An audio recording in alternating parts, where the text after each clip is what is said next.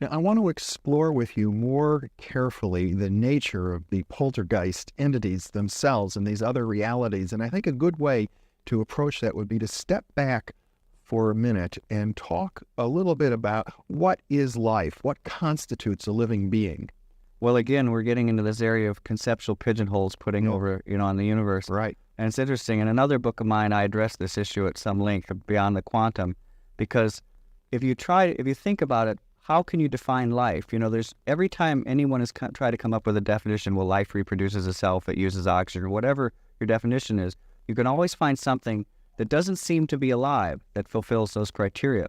My sixth grade science class, my teacher gave a list of things that categories or qualities that she said, this typifies a living thing. And it occurred to me that fire fulfilled all those qualities. And I said, excuse me, does that mean fire is alive? She said, well, no, obviously not. And I said, well, how does this, mesh with your definition?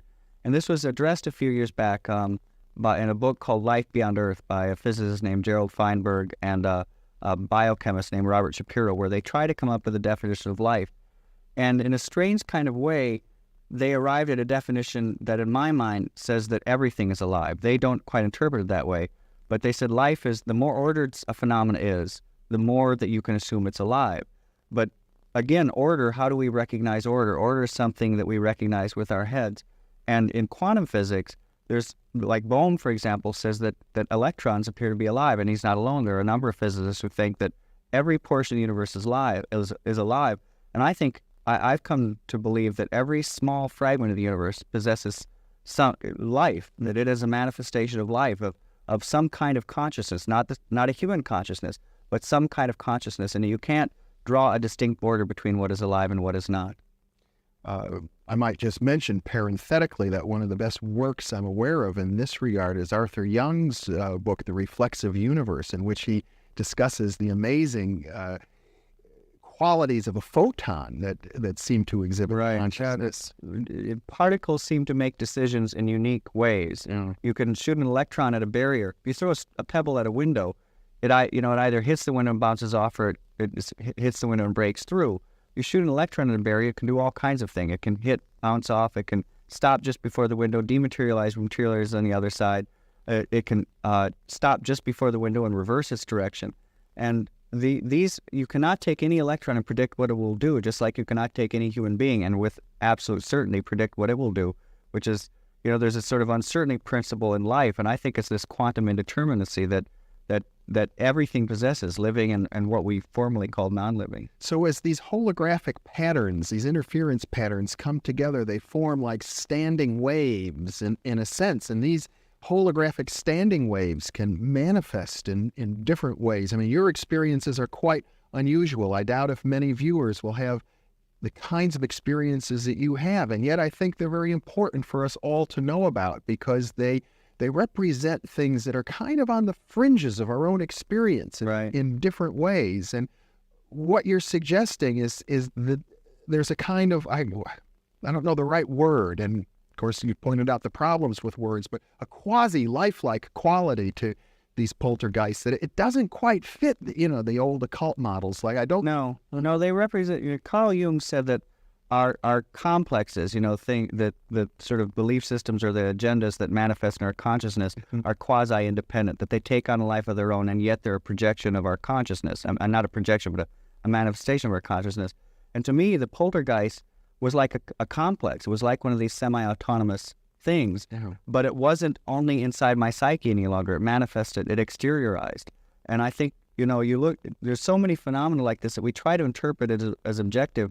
The UFO phenomenon is a classic example where it just doesn't seem to fit a purely objective explanation.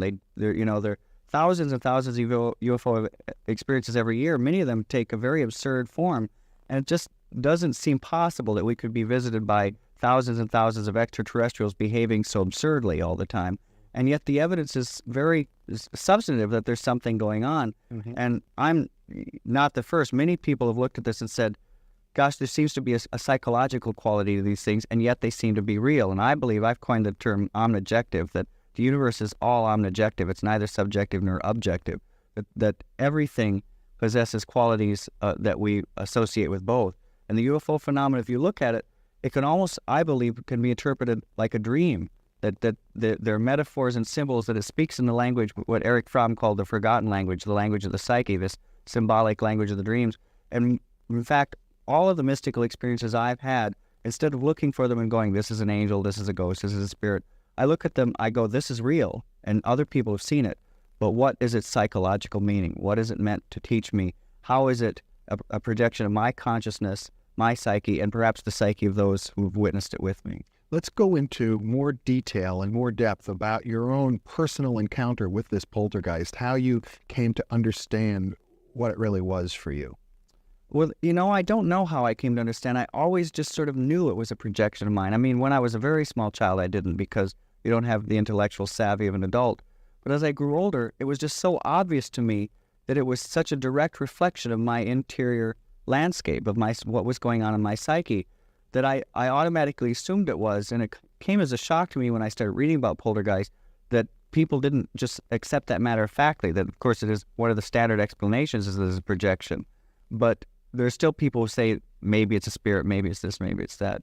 And so I don't have a specific point in time where I went, aha, this is the event that teaches me. I always just kind of understood it. When you developed some kind of a relationship with it as time went on. I did develop a relationship with it. And I guess, the one thing that did help me understand it in those terms was an experiment conducted by the parapsychologist R. G. Owen, where he and a group of people got together and they decided to hold seances, but instead of conjuring up a ghost, they decided to create a ghost. So they named him Philip, and to make sure that they were creating this ghost, what they did is they constructed an artificial history for Philip, but one that contained historical inaccuracies. Like they said, he lived in the Middle Ages, but the king at the time that he lived was not the king that actually lived in those times. It was a king that had died. Fictional ghost. A fictional ghost. Yes. And they held the seance, and there's another interesting thing in this is that they approached it first by being very mystical and very solemn, and sitting around a table and holding a seance in that way. Nothing happened. And then they read about the research performed by an early investigator that said the Victorian seances were always very boisterous. They drank, they laughed, they sang. So they started holding seances where they laughed and they drank and they sang. And boom, Philip started would start to answer through table rappings. Mm-hmm. And it became clear that Philip was a projection of the group, in the sense that, like, Philip, for example, enjoyed certain songs. And he's happened to enjoy certain songs that the group enjoys singing. Mm-hmm. However, if one member of the group wasn't there that night, Phillips might drop one of his favorite songs and have no knowledge of it. So it seemed that member was contributing that favorite song. Mm-hmm. On the other hand, Philip was quasi-independent because he made up some things on his own that no one was consciously adding to his history. One of the things they said is that he had left his wife and fallen in love with a barmaid. And Philip, through this table rapping communication, they said, "Oh, by the way, I never loved her. I just went away with her, but I never loved her." Mm. And he came up with that. No member of the group had fabricated that aspect of Philip. And if you think about it, this too is a quality of the psyche. I learned this once when I was, I used to have a problem where I would nervously pull out the hairs in my beard. And I thought, okay, I've got to stop this. And so just through an act of will, I went cold turkey on this habit, as one has to do with habits. And I was sitting and typing at my word processor one day, and all of a sudden I realized that I was typing with one hand, and I thought, why am I typing with one hand? I looked down, and my other hand was sneaking up to pull a beard hair out. A part of my psyche was trying to fool myself and pull this out. So it became quasi-independent. That habit was part of me, but it was also autonomous. You created it, and then it developed. It develops its own agenda. Let me speculate a little bit, because throughout this entire program, I've had this urge to pull something out of my eye, and I looked in the mirror earlier, and I realized there are no hairs. There's nothing tickling me. I thought there was, and yet I kept feeling it like that. That could be an example of some kind of a holographic standing wave, or morphogenetic field, and anyone who's meditated knows that when you try to quiet your mind, you're assailed by one thought after another, and they seem to assail you, not you bring them in. Mm-hmm. They have their own independence, their own agenda. And when I look at my interior landscape, every emotion, every desire, every feeling I have, I recognize is a part of me, but has its own inner impetus, as self-organized and becomes semi-autonomous and swarms in my head. And I really come to think of myself not as I, but as we, and that each of us is just a plethora of different consciousnesses, thousands, perhaps, uncountable consciousnesses, that our psyche is as rich with these entities, which are part of us. They're not separate from us, but they also have their own agenda. But our psyche is as rich with these things as the Amazon rainforest is rich with life forms. Mm-hmm. One of the interesting points that you made in an earlier discussion is that many of these phenomena, although they're quite real and they have an autonomous reality after we ourselves have created them, but they might not necessarily be meaningful. They might be striking in a sense, Right. but lead nowhere. Right. Well, I think synchronicities fall in that category. Synchronicities are meaningful coincidences, things that seem to be just coincidence, but occasionally are incredibly meaningful. Sometimes they're not. I had a series of synchronicities where one morning I was doing push-ups, and I had the TV on. There was a game show, and I wasn't consciously watching the game show. And all of a sudden, as I'm doing push-ups, I realized that I answered one of the questions without consciously focusing on what the game show was about. And I said, "Who was Buffalo Bill?" And it was Jeopardy, and the game show, the question had been, William Cody, Buffalo Bill's other name. And I didn't think anything of it. And later that day, a friend called me up and he said, if anyone knows the answer to this question, maybe you do, but we're having an argument here, and my friend's an actor, and he said, were John Barrymore's dying words, "Aren't you the illegitimate son of Buffalo Bill?" to a stagehand, and he's collapsed. And I thought about it. I thought, well, there's Buffalo Bill again, but it didn't really sink in too much because it was just the second time it happened. Later that day when the mail came, I got a Smithsonian magazine, and I opened it up, and the article I opened it up to was Buffalo Bill is alive and he's coming back. And so there was boom, boom, boom, Buffalo Bill 3 times in a row. Now, occasionally I have synchronicities 3 times in a row or something like that I look at and I go, oh, this is what this is meant to teach me. But in this particular instance, I thought this is a kind of little holographic dust storm that's gathered that doesn't have cosmic significance. And I really sort of frown on people that every event in their life, they go, this is meaningful, I've got it. What is God telling me because the chair fell here or what? Sometimes they're meaningful. Sometimes they have profound meaning. But sometimes they're just these little self-organized exteriorizations of the psyche that are spinning outside of yourself like a dust storm and don't necessarily have meaning. And I guess to make that distinction, to be able to discern between them, comes from understanding or having a sensitivity to an appreciation for the holographic landscape around us. Well, to understand how they can manifest, definitely. Mm-hmm. And equally understanding how, the language of the psyche, which we don't do, so we don't even pay much attention to our dreams. And yet we have this enormous universe inside ourselves that's constantly giving us lessons and messages. And, I interviewed this psychiatrist, Montague Ullman, for this book, and he said something which I knew, but he articulated in a way that really sort of drove the meaning home for me. And he said that, that he has lots of patients. He said it doesn't matter who the patient is in the waking state. He can have a man who's a total jerk, but in his dreams, there's a wisdom that's way beyond him, that his dreams are constantly trying to teach him not to be a jerk or not to be selfish or not to be greedy or whatever. And I thought this is true. Our dreams have this wisdom, and yet most human beings don't pay enough attention to dreams to even remember them on a regular basis. They let them exist in this foggy interior world, and they don't access it. I think it's the Talmud that's written. It says an uninterpreted dream is like a letter left unopened, and I believe that. I think we have to do that as well.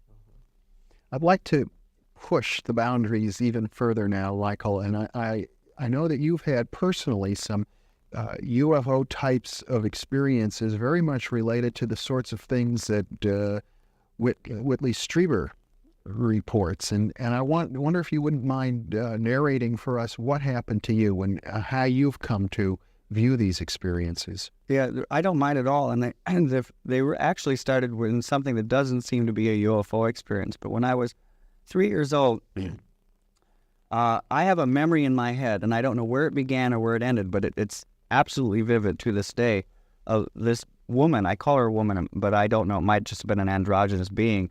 It's a figure with long white hair wearing a long white robe, taking me out of my bed and walking me through a woods. And I was terrified because I was dark and I didn't know who this person was. The only way that I could deal with it was to sort of tell myself this has got to be my mother, even though this did not fit the physical description of my mother. We got to the shore of a lake, and this entity said to me, "Are you afraid, Michael?" And I said, "Yes, I'm very afraid." And it said, "Then hold your hand palm upward toward the moon." I did that, and it said, "Now close your hand," very slowly. And as I did that, I felt a softness in my hand, a palpable softness, like when you hold your hand outside a car window and feel the wind. but there was no wind blowing through my hand. And this being said, "Do you feel that?" And I said, "Yes." And she said, "Then," or it said, or he said, "Then I want you to remember, Michael, whatever happens in your life, don't ever be afraid, because for you the darkness is soft." And it was a very comforting message.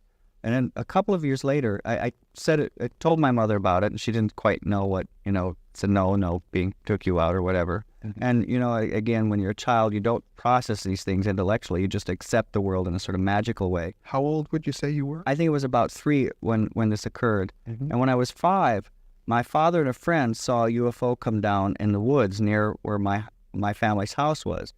And it was then obscured by the trees, but out of the trees came 2 figures. First, a man in a black business suit carrying an attaché case, which was completely absurd. And at the time, we did not know that this is a common motif in UFO lore, that in UFO experiences, they're called the men in black. Of course, they don't make sense if they're extraterrestrials, unless they're like, extraterrestrial Amway salesmen or whatever. But so they were just, completely nonplussed by this experience. Then out of the woods came this figure with long white hair and a long white robe. And the man in the business suit vanished, walked off into the thicket and was gone. But the figure with the long white hair and the long white robe stopped in a cornfield and stood there. My father and his friend became very frightened, drove back because my mother, myself, and my father's friend's wife were camping out less than a mile from where this had occurred. They came back and they got us in the car and they said, "This amazing thing happened." They told us the story, drove us up.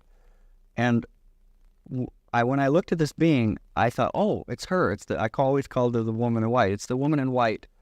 But again, as a child, you don't necessarily even mention these things. I didn't say, "Oh, by the way, that's her," to my parents. My father wanted to go see this being, talk to it and say, "What are you? Why are you here?" My mother said, "No, no, no." And finally, we watched it for about 10 minutes and finally drove away, not knowing quite what to do since everyone was too afraid to approach it. The next day, my father went back with a neighbor who taught astronomy at the local Grand Rapids Junior College. And they looked for the landing site of this thing that had come out, which looked like a green ball of light and came zooming out of the air. They couldn't find the landing site, but they did find the footprints of this being in this white robe, and they looked like little skis. They were pointed and very narrow, and they went back into the woods.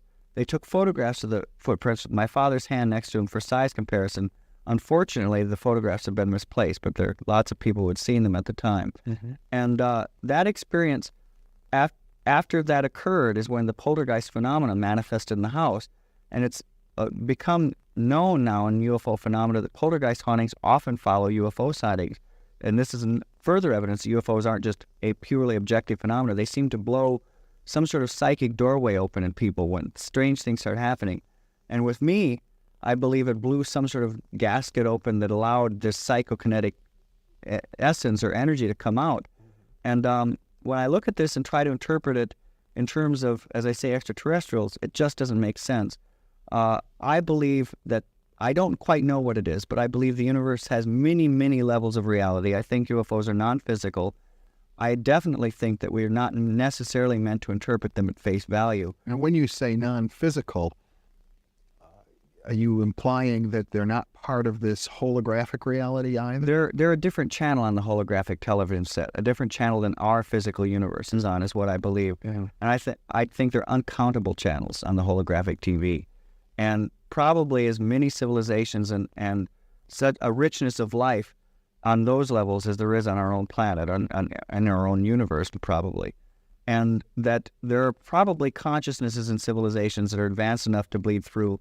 But maybe some of these things also, we don't, they may be like just at the level of wildlife, in their mentality, but on another level of reality. They may not be sophisticated, but they may have the ability to sort of manifest in a form that fools us. And actually what I think is going on is that when you encounter something that is truly of another reality, you can't, your perceptions and trying to pull it out of this blur of energy and make it into a hologram don't quite know how to put it into form. Mm-hmm. And so I think that the reason there are many psychological motifs in UFO experiences is because there's something going on, but the surface appearance is a product of the person's own psyche. In other words, a lot of what's going on in these various holographic realities are like ink blots. Right. They can be interpreted like dreams as well, that they have psychological symbols in them. Mm-hmm. But there's also something real there, because UFOs can be tracked on radar. They leave circles, on the ground.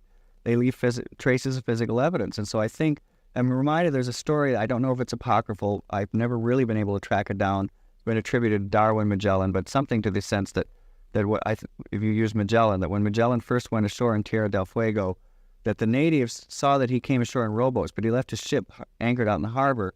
And they said, well, how did you get here? And he said, in that ship. And they couldn't see the ship. Yes. Now, we certainly know that there's evidence of this. There are tribes in the Gold Coast of Africa that can't see photographs or can't see movies. And that there's sometimes, that there seems to be our cultural upbringing imprints in us what we can perceive, that sometimes we literally can't perceive something because we don't have the vocabulary, the cultural and perceptual vocabulary to see it. I think UFOs fall into that category in a very extreme way, that they are so alien to our ordinary perception that our brain really pulls deep psychological baggage out of our psyches to hammer them into some form. And when we look at them and read them at face value, like that they're abductions or whatever, I think that we're looking at our own unconscious interpretation of the phenomena, and that we have to go deeper. We have to see beyond our own psychological baggage to truly begin to recognize and understand what's going on. Mm-hmm.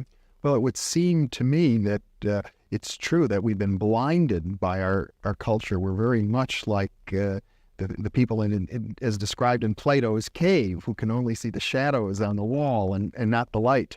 But yet I feel that something's happening. There's a movement in the culture. The very fact that you can take a rather respectable scientific concept like the holographic model of the brain and the holographic model in physics and see that it can be, without a lot of stretching, used to incorporate many of these very things. And Pribram, for one, acknowledges that as well, suggests that, right or wrong, the model is helping us to open our eyes to these I think so, yeah. It's interesting. There's sort of a bit of a movement afoot to begin to look at these things, because it's kind of the story of the blind man and the elephant, where they go up, one touches the trunk, one touches the leg, and says, well, this animal's like a snake, no, this animal's like a tree, because they're not seeing the whole picture. And there are various researchers, for example, Ken Ring, who I mentioned earlier, the near-death experience researcher, who said, look, let's look at UFO experiences, let's look at shamanistic experiences, and let's look at near-death experiences, and look at their similarities. Maybe they're all portions of some proverbial elephant that we're missing. And I think he's right. I think that they're all experiences with the other channels on the holographic TV set. And when we interpret them at face value, they're extraterrestrials come here to abduct us and perform genetic research or whatever, we're being like the blind man and the elephant. And we've got to look at the larger picture. Now, have you, in your adult life, had further UFO experiences as a follow-up? Well, I have had, as an adult, I had a period when I was in college where I was driving with a friend, and we saw a UFO and got out of our car. We were going from East Lansing, Michigan to Saugatuck, which I believe was something like a 2-hour drive. I'm not quite sure, but we knew how long the drive was supposed to take. We got out of our car to watch this UFO, and we watched it for what we thought was about 5 minutes, and we made no other stops. And when we arrived at our destination, all of our friends said, where have you been? You're hours late. And this was the first time that we looked at our watches and realized that we had this proverbial missing time, that we had lost time. Now, I've had people try to hypnotize me, and unfortunately, I have not gone under to be able to access what occurred in that missing time. But I believe that, something, I had some encounter with this non-ordinary reality that we're, in this particular instance, labeling UFO, but as I say, is just the tip of the iceberg of something vast. Yeah. Now, you mentioned the pieces of the puzzle earlier, and one piece that we haven't touched on I'd like to bring in now relates to past lives. You've written a book, Your Past Lives, on this very topic. Do you see it relating? Oh, I do very much so. I think we human beings know so little about the universe. And I had another personal experience that I had was when I was a very small child. I remembered my past lives, fragments of them. I did not know the word reincarnation. I was very confused. But the memories and my realization that I had lived before were so vivid that I wouldn't call my parents mom and dad. I didn't understand why these two kindly people were saying they were my parents, because I knew I had other parents. I thought, where am I? Why am I here? And I remembered different periods of history that I didn't know what periods they were. It was a visual memory. And it was very confusing for me. And I would always manifest all these strange habits. I drank incredibly strong black tea. Like at the age of 6, I was brewing myself tea whenever I could get away with it without my parents finding out. I sat cross-legged on the floor. I would never sit in furniture. It took years to train me to sit in chairs. And lots of things, I remembered various ways that I died. I would ask my mother, I'd say, well, do you remember when I drowned? Why did I drown? She didn't know what I was talking about. But as I grew older and learned about the concept of reincarnation, I realized that I had all these experiences. I want to very quickly say I don't remember being any pharaoh, anyone famous, anything like that. I think unfortunately, there's a lot of nonsense associated with reincarnation. And such as the idea, why does everybody think they were Cleopatra? Right, which I think people, if you have 8 people who think they're Cleopatra, you don't have evidence of reincarnation, but of something a bit more frivolous. Yeah. And but the research doesn't show that everybody thinks they were somebody famous. Quite the contrary. There's a past life researcher, a psychologist named Helen Wambach, who's deceased now, but she regressed large groups of people, hundreds, and sent them back to various past lives. And what she would do is she would pick a time period, for example, the 1850s, 60s, and say, what were you alive then? And if so, where were you? Figuring that if people were fantasizing, even at an unconscious level, that they would associate that time period with the Civil War, and she would come up with a lot of Civil War past lives. She didn't. And in fact, in all these literally hundreds and hundreds and hundreds of examples of past lives, she had no one who remembered being anyone famous. She also had things that seemed to very much mesh with historical reality. Only 10% of the past lives that her subjects had lived were lived as aristocratic lives or in lives of luxury. Mm-hmm. The other 90% were grueling as peasants, as laborers, eking out, hunter-gatherers, that sort of thing. And some very interesting historical pieces of information came out. Like she'd started to discover that at various time periods, people described forks as having, like at one point, people said forks had 2 prongs, then they had 3, then they had 4. And this is a very obscure historical fact, but that is the progression of the fork. So there are things like that, but as I say, no famous people, and it did seem to reflect historical reality, not fantasy, because who would fantasize being a peasant or a laborer, Well, now, we've talked about past lives, we've talked about poltergeists, we've talked about UFOs, and we've talked about the holographic model in science. How do you integrate these? Well, I think they're all part of the same reality, that we live in a spiritual universe, that I very much believe that our soul lives many, many lives and goes through these things. And I think at this point in our development that we have manifested in the physical because we don't have a consciousness that's developed enough to deal with reality with its full grandeur and plasticity. That for us it would be very frightening if there weren't solid rules, if everything started to slip and slide. But I think as your soul goes along, it starts to learn to deal with more than this reality, with other levels on the holographic television set. And when you start to open those doorways, that's when reality, the plasticity of reality, starts to seep in. But then you go through a sort of shamanistic rite of passage, because you've got to go through, most people put an interpretation on it. They go, oh, this is an angel, or this is, a demon, or a UFO abduction. And if you do that, you're missing the basic lesson of shamanism, which is that everything that you experience in the non-ordinary reality of the shaman has psychological meaning for you, that you are entering a level of reality that responds so directly to your thoughts that your every thought helps what manifests. And in that instance, you can't ask what is there, but why have I created what is there? And I think that's the lesson that our souls are learning as we evolve. In other words, one might say that these various so-called paranormal experiences are what my friend and mentor Arthur Young would call, oh, wow, kinds of experiences. They serve another purpose, and it's not an obvious purpose necessarily, but perhaps ultimately it's to push us somehow into a higher state of consciousness, to force us to try and understand the deeper meaning. I agree with that, and they're a natural manifestation of the evolution of consciousness. As your soul evolves, you start to open up the plastic levels of reality, and these things start to enter. And that in itself teaches you, that it may not necessarily be that the universe is saying, here, I'm giving you this to teach you, but you are manifesting what you have to learn about yourself. And just as we manifest moods and beliefs that we have to learn about if we're to deal with them properly. These are things that manifest in a very profound and paranormal way, but are still Rorschachs, as you said, are inkblots of who and what we are as souls. You speak in your book, The Holographic Universe, of higher states of consciousness, or sort of the evolutionary force of all of this. Wonder if we can go into that. No. Well, as I said, I think that we are evolving as consciousnesses, as souls, and I think that eventually we can move on to other levels of reality, non-physical levels, or other channels, what I've been calling other channels on the cosmic TV set, the holographic TV set.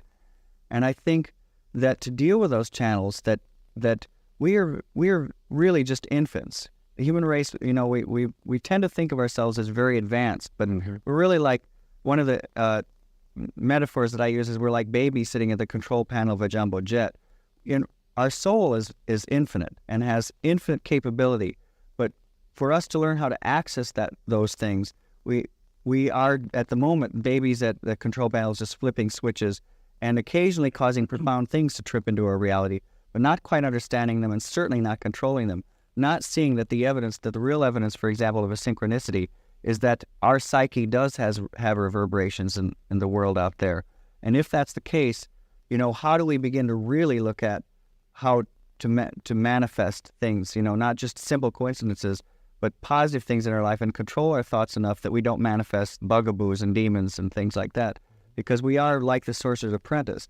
We have to learn to deal with this ability, and that's why it opens up slowly, because before you can deal with it, you don't want those gateways blown open. And it would seem, I think, that many of the great mystics and spiritual teachers have offered roadmaps or guidelines for entering into these higher states that allow them to integrate all of these phenomena without getting swept away or getting romantic about them, but to see them in a kind of a larger perspective. Yeah, I think you're right. And it's interesting to me that the one common thread that goes through all these roadmaps is that these other levels of reality are reached through the inner universe, through the head.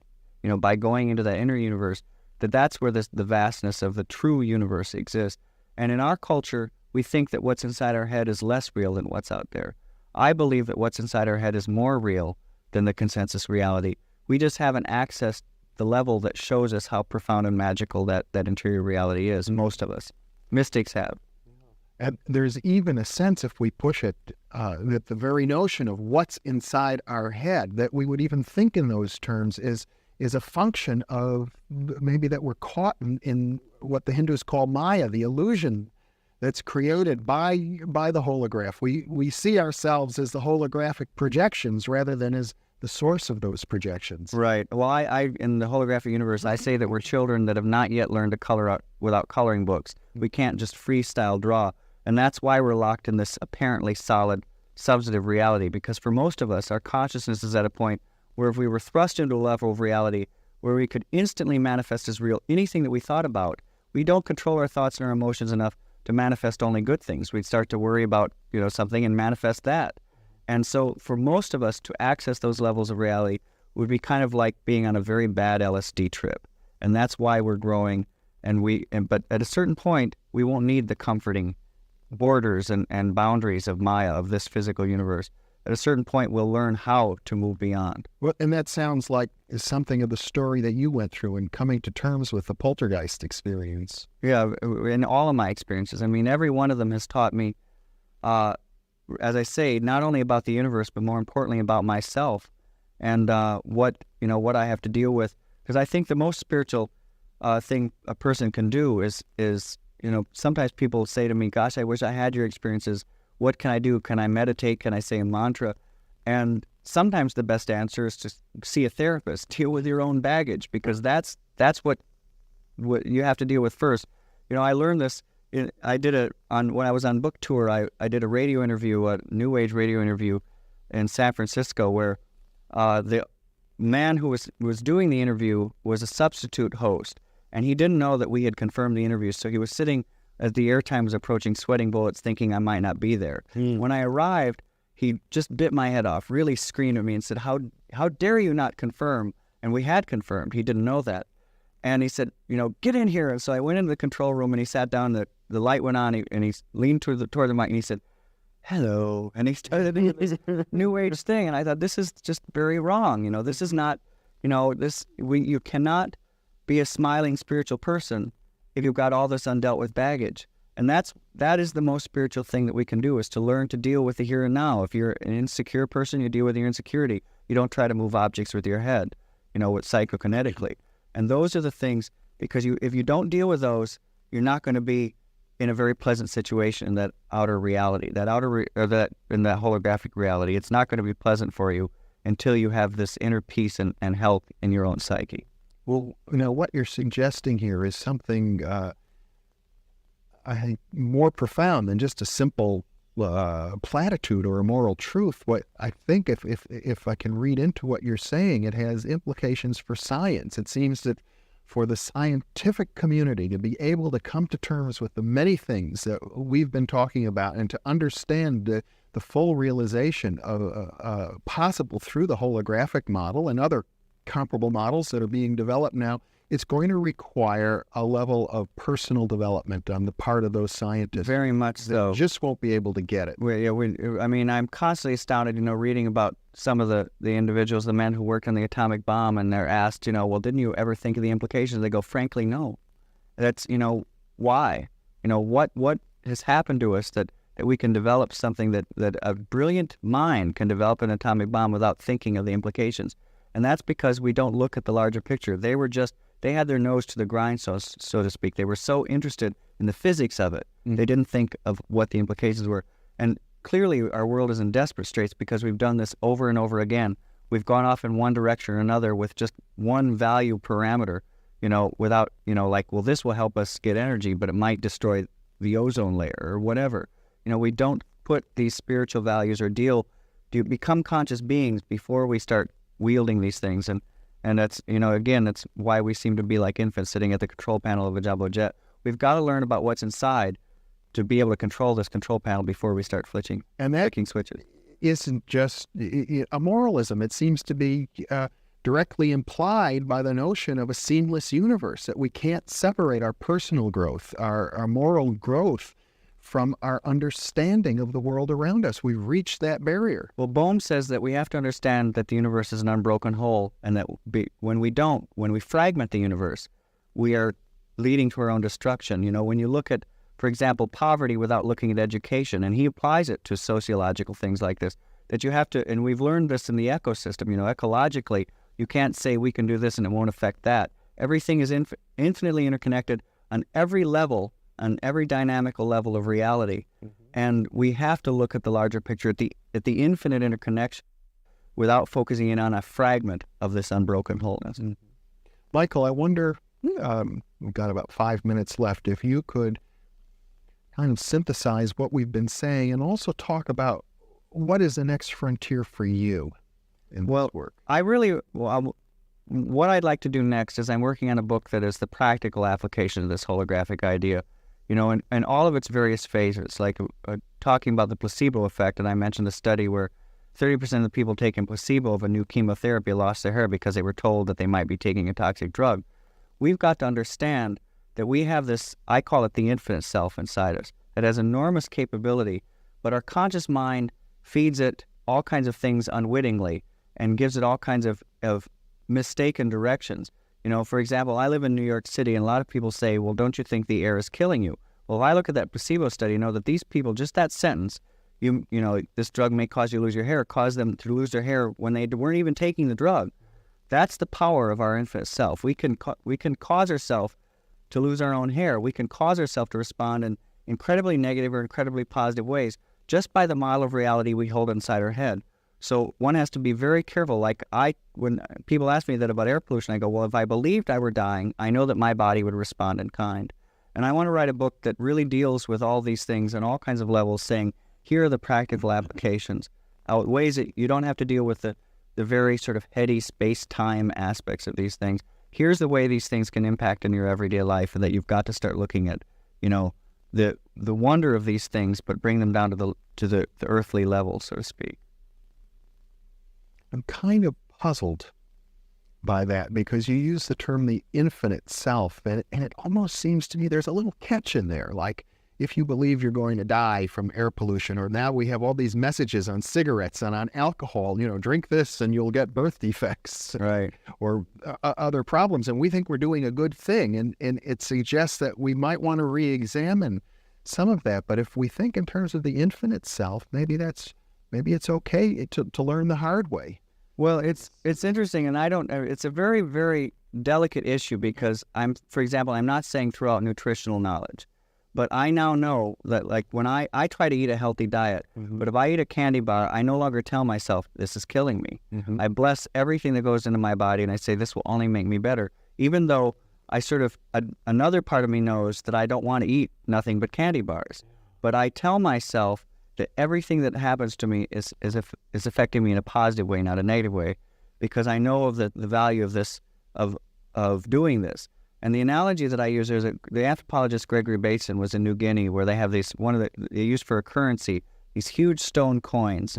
And so whenever a major financial transaction would take place, they'd have to move one of these amazingly heavy stone coins from one community to another. During one of these events, one of these stone coins sank to the bottom of the ocean. And the fellow who was shipping it to another fellow said, well, everyone knows where it is. It's there down at the bottom of the ocean. It belongs to you now. No one's going to get it. The guy thought about it. He thought, okay, it's my stone coin now. And when he made a financial transaction that necessitated moving the stone coin, instead of moving it, he said, well, now it belongs to you. Everyone knows it's down there at the bottom of the ocean. And I think that's what we've got to do with belief systems. They continue to use the same mode of currency, but without carrying the weight of the stone coin. We've got to use our nutritional knowledge without really affecting and impacting the infinite self. We've got to carry the stone coin around without the weight. Yeah, that's a very nice analogy. And also, by way of closing, I want to just mention what you said a moment ago, that you always bless your food, because it seems that represents an appreciation for the larger, one might say, holographic dimension or spiritual dimension of who we are and what our food is. Well, mystics say that everything is an expression of God, and nothing that is an expression of God can hurt you. And I think that's the ultimate message, that we have to look at everything as so interconnected that we can only look at the positive aspects, even though a part of us may sort of implicitly recognize the negative aspects, but we can't put a charge on them because that activates our own belief systems, the placebo effect, a whole range of things that start to create the hologram in that way. Michael Talbot, that's a wonderful note to close on. Thank you so much for being with me. Thank you.